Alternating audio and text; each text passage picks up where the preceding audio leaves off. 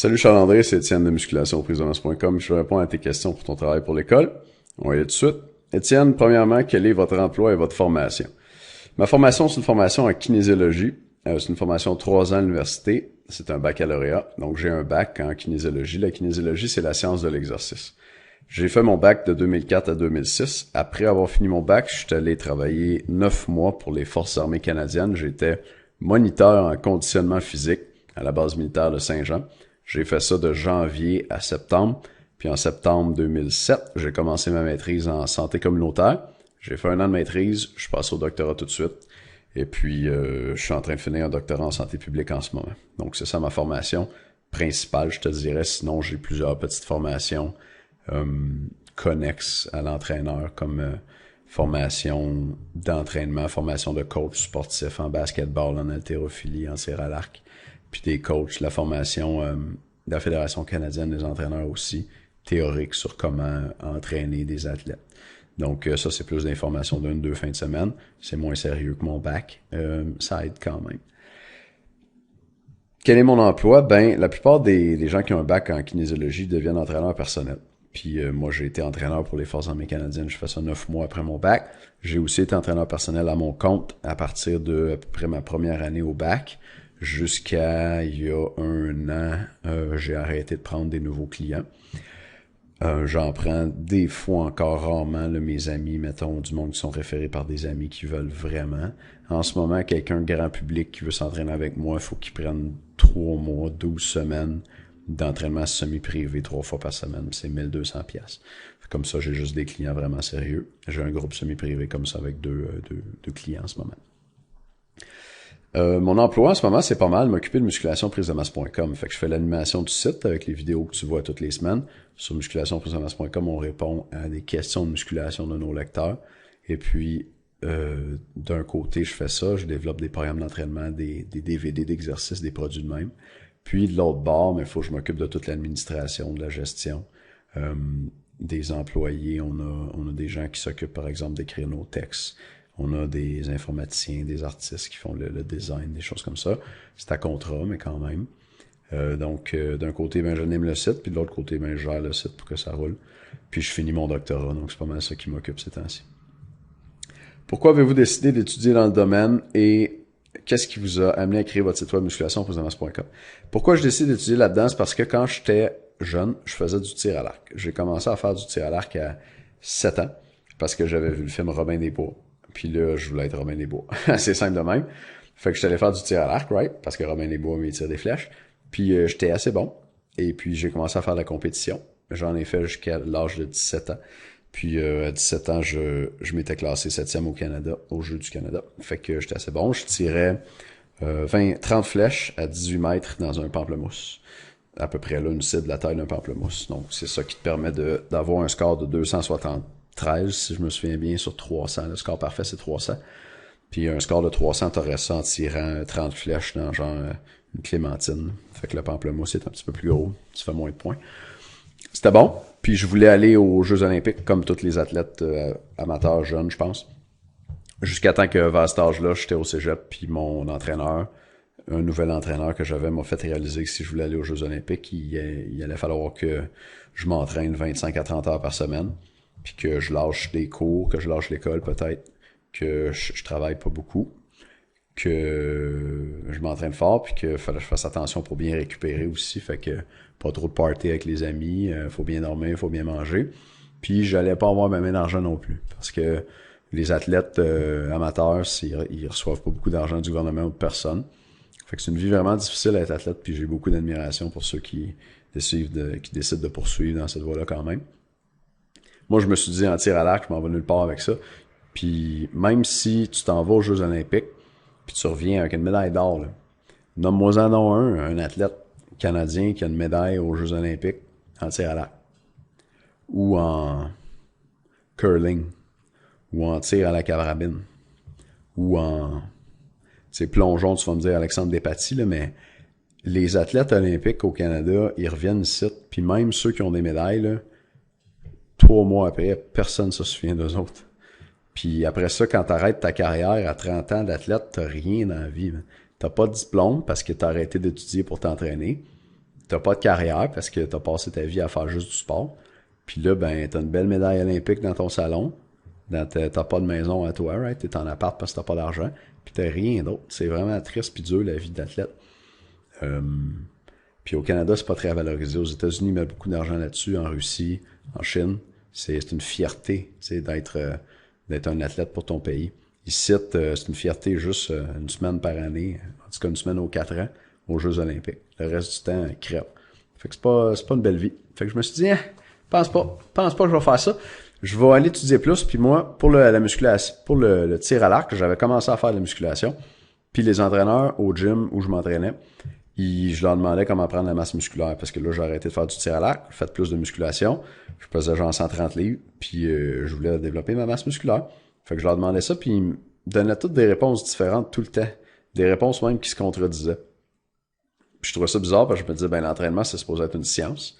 Comment ça se fait qu'ils disent toutes des affaires différentes? Sûrement qu'ils n'ont pas raison, puis qu'il y a une réponse qui est meilleure que les autres, puis moi, je vais aller la chercher. Fait que j'ai fini mon cégep là-dessus, je suis rentré à l'université en kinésiologie pour trouver la réponse à mes propres questions, pour savoir comment mieux m'entraîner pour prendre plus de masse.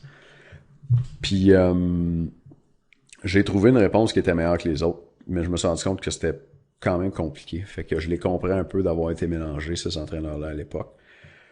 C'est pas une super bonne excuse, il faut quand même faire bien ton travail, que tu ailles chercher la bonne information, mais c'est plus compliqué que ça en a de l'air. Fait que ça, c'est ça qui m'a décidé d'aller étudier dans le domaine. Puis tu me demandes après qu'est-ce qui m'a amené à créer mon site web musculation.com. Moi, j'ai toujours eu un petit peu la fibre entrepreneur. Puis quand j'étais jeune, je passais les journaux, genre là. Puis j'avais vu qu'il y avait moyen de développer une compagnie sur Internet. Puis ça se faisait un petit peu dans le milieu anglophone. J'ai commencé à regarder ça en 2007. Mais je travaillais pour l'armée dans ce temps-là, puis je commençais ma maîtrise, fait que j'étais pas prêt. Puis en 2010, j'ai décidé d'essayer ça pour la musculation. J'avais beaucoup de clients encore en privé à l'époque, fait que je voyais pas de site web vraiment sans musculation. Mais en 2010, avec un gars avec qui j'ai étudié, qui s'appelle Charles Lamontagne, que tu connais sûrement aussi, il est sur le site avec moi, on a décidé de s'essayer, de monter un site sans musculation au Québec. Moi, j'avais des petites connaissances là pour programmer. Quand j'étais ado, je voulais être informaticien avant de devenir entraîneur. Puis on a parti ça, je veux dire, c'était horrible là, sur ma table de cuisine avec une caméra de poche, pas de micro, le son était vraiment dégueulasse. T'entendais les ambulances passer dans la rue à côté, là, puis on mettait ça sur YouTube avec le bruit de l'ambulance. Puis ça sonnait mal, puis on n'était pas bon devant la caméra, on était super gênés, on était pas à l'aise. Il y avait des pauses, tu sais. On se regardait, il se passait rien. Puis là, on savait pas quoi dire. Puis même ça a pogné. Imagine-toi donc, il y a du monde qui ont réagi à ça, qui se sont mis à poser des questions, à nous envoyer leurs questions pour qu'on réponde. Puis tranquillement, le site a grossi comme ça. Notre premier abonnement, c'était un abonnement à 9,99 par mois. Puis là, tu avais la priorité pour qu'on réponde à tes questions à toi. Puis on a vendu comme 3-4. Puis là, ben, ça nous a encouragé à continuer. Puis aujourd'hui, là, ben là, on est le plus gros site sans musculation au Québec. On a au-dessus de 55 000 amis Facebook. Il y a 40 000 gars qui reçoivent nos vidéos à tous les jours. Notre abonnement est rendu 69,95 par mois. On vend des programmes, on vend des DVD d'exercices. On a une quinzaine de produits comme ça. Puis on s'est rendu compte qu'il y a vraiment eu de la demande au Québec pour des entraîneurs qualifiés. Qui c'est pas juste une histoire de gros bras dans le gym, qu'on peut aller plus loin que bench press, biceps, tu sais. C'est sûr il y en a dans les programmes, là, faut en mettre, tu sais, mais si tu planifies mieux, tu conçois mieux ton entraînement, tu le comprends mieux, tu vas prendre plus de masse au naturel, ça se fait bien. Fait que ça, c'est un petit peu l'histoire du site web. Puis visiblement, il y a de la demande pour ça parce que ça pogne pas mal fort. Maintenant, entrons dans le vif du sujet. Qu'est-ce que la musculation a comme impact sur les adolescents et les personnes en général? Qu'est-ce que ça amène? OK, la musculation physiquement, ça a 3 effets. Le premier, le principal, c'est que ça augmente la masse musculaire et la force. OK, donc, tu fais de la musculation, tu deviens plus musclé, plus fort. Ça augmente aussi la masse osseuse, la densité minérale osseuse. Les os, c'est fait avec des minéraux, le calcium, on entend ça souvent. Et puis, plus tu fais de la musculation, plus tes os ils vont devenir solides. Ils vont devenir plus denses. Il va y avoir plus de minéraux dedans. ils vont être plus résistants parce qu'avec la musculation, tu mets comme une tension sur tes os avec tes muscles. Les muscles sont attachés aux os, puis tous les mouvements dans ton corps, c'est un muscle qui est en train de tirer sur un os. Les muscles qui se raccourcissent. Donc, ils peuvent pas pousser, ils peuvent juste tirer. Fait qu'en tirant sur l'os, ça met de la tension dessus, puis ça le renforce aussi. Le troisième effet de la musculation physique, c'est d'améliorer un peu le cardio. Les gens qui font, tu prends quelqu'un qui fait pas d'exercice, tu lui fais faire de la musculation, son cardio s'améliore. Fait que pour quelqu'un qui fait pas de cardio pantoute, la musculation, ça va être assez pour augmenter un petit peu sa capacité cardiovasculaire. C'est sûr que c'est pas comme courir des marathons ou faire des sprints, mais c'est mieux que rien. Fait que voici les 3 effets principaux physiques. Les effets psychologiques, on sait que ça diminue l'anxiété, la dépression. Il y a des neurotransmetteurs qui sont des composés chimiques qui sont produits dans ton cerveau quand tu fais de l'exercice. Puis ça fait du bien. C'est comme des antidépresseurs naturels. Finalement, la musculation a un autre effet intéressant psychologique, je trouve, que dont on parle pas assez, qui ça augmente la confiance. Moi, j'ai vu beaucoup de gars, puis je suis passé par là moi-même, commencer à faire de la musculation, c'était du monde plus introverti, gêné, timide, puis gagner de la confiance, devenir plus fier d'eux, puis s'affirmer plus parce qu'ils faisaient de la musculation. C'est probablement relié aussi à l'augmentation de la masse musculaire, mais je pense que juste l'effet d'être discipliné, de t'entraîner, de voir ta force augmenter, d'avoir comme des réussites au gym où tu deviens bon dans quelque chose, tu sais, d'aussi simple que de lever de plus en plus lourd, puis d'être à l'aise, d'être dans ton élément là-bas, dans le gym. Je pense que ça aide à développer la confiance, puis l'assurance. L'impact sur les adolescents, c'est pas mal le même que sur les adultes, ok? Puis on va y revenir plus loin. Tu as des questions sur les mythes chez les ados. Il y en a plein. Puis l'impact chez l'adolescent est le même que chez l'adulte. Peut-être une chose intéressante pour la musculation chez les ados, c'est qu'il y a des entraîneurs, il y a des chercheurs, si on veut, dans le monde du sport qui disent que c'est bon de t'entraîner quand t'es jeune puis quand t'es ado parce que ça va influencer un peu la maturation de ton phénotype. Okay, je vais essayer de parler en français. Le phénotype, c'est l'expression de tes gènes. Tes gènes, c'est ton génotype. Ton phénotype, c'est comment tes gènes s'expriment. Donc, ton corps qu'on voit, c'est ton phénotype, puis il est exprimé par tes gènes qui sont ton génotype. Puis ton phénotype, tu peux l'influencer un peu avec l'environnement autour de toi. Si, mettons, tu as la génétique que tu as, mais tu es né en Afrique puis tu manges pas, ton corps il va être plus chétif, plus maigre, tu n'auras pas le même phénotype. Ben, si tu fais de la musculation, du sport, ça va influencer ton phénotype aussi.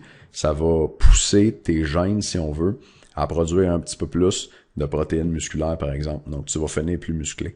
Puis, il y a des gens qui pensent que les ados, puis les jeunes, si tu les entraînes jeunes, ben, tu vas comme les partir dans une direction, puis ça va faire des adultes plus forts, si on veut, ou mieux spécialisés pour leur sport. Fait que ça peut être intéressant pour ça de commencer à t'entraîner plus jeune, déjà dans un sport que tu penses pratiquer quand tu vas être adulte, si ça t'intéresse. Avez-vous déjà entendu parler de mythes entourant la musculation chez les adolescents? Mais le plus commun, c'est que la musculation, ça arrête la croissance. Ça interrompt la croissance parce que ça met du poids sur les cartilages et puis sur les plaques de croissance qui sont au bout des os. C'est près de la tête des os que l'os s'allonge, si on veut, pendant la croissance. Puis là, il y a du monde qui ont dit que quand tu mets du poids là-dessus, tu sais, ça empêche l'os de s'allonger. C'est complètement faux. Je pense qu'un bon raisonnement logique qui pourrait te convaincre de ça, c'est que les gymnastes, quand ils font leur routine aux Jeux Olympiques ou des choses comme ça, ils courent, ils sautent sur les mains, ils ressautent sur les jambes encore, ils flippent 3 fois dans les airs, puis là, ils atterrissent, bang, sur leurs pieds comme ça. Puis quand tu atterris fort comme ça, là, tu as des impacts dans le squelette, dans les articulations, dans les plaques de croissance. Vite de même, je me souviens de 6 fois le poids du corps, ok? Ça rentre vraiment d'un coup, puis ça rentre fort. Puis il y a personne qui s'énerve pour les gymnastes. Personne qui dit « Oh, la gymnastique, ça fait arrêter la croissance à cause des impacts. Faites pas ça. » Mais la musculation, si tu as une base sur le dos avec une fois le poids de ton corps, puis tu fais un squat, là, tout à coup, ça va t'empêcher de grandir. C'est pas vrai. C'est vraiment prouvé. Puis si tu fais une recherche un peu sérieuse dans la littérature scientifique, tu vas trouver des articles déjà vieux, là, tu sais, dans les années 90, on avait démenti ce mythe-là, mais ça continue de courir, que ça arrête la croissance, c'est pas vrai. Fait que c'est le plus important, je vais m'en tenir à celui-là. Ta question suivante, en quoi consiste une pratique sécuritaire de la musculation à l'adolescence? Les ados, d'après ce que j'ai vu, ils font deux erreurs importantes. La première, c'est que ils prennent pas le temps de bien maîtriser la technique. Fait que quand t'es ado, puis moi aussi j'ai voulu être ado, des fois t'as le goût de faire vite, hein? T'as le goût d'avoir des résultats comme maintenant, puis pour ça, tu mets pesant, right? Tu dis, ah, je vais monter le poids, comme ça je vais avoir plus de muscles. C'est vrai que si tu lèves plus lourd, t'as des chances de développer plus ta masse musculaire, mais il faut que t'aies la bonne technique quand même. Si tu lèves 20 livres avec la bonne technique, ou 25 livres tout croche, t'es mieux de lever juste 20 livres. Le problème aussi quand tu lèves avec une mauvaise technique, c'est que tu as plus de chances de te blesser. Puis ça, relié à la deuxième erreur que je vois les ados faire, ça peut être dangereux. Les ados, ils mettent trop de poids trop vite. Je pense que quand t'es ado, c'est vraiment important de te prouver au gym. De montrer que t'es pas un petit con, tu sais. Fait que, mettons que t'es pas tout à fait prêt à mettre un 45 livres de chaque barre sur le bench press, là, une grosse plaque, tu vas peut-être la mettre pareil. Parce que t'as hâte de bench une plate, tu sais. T'as hâte de montrer à tout le monde que toi, t'es aussi fort que les autres.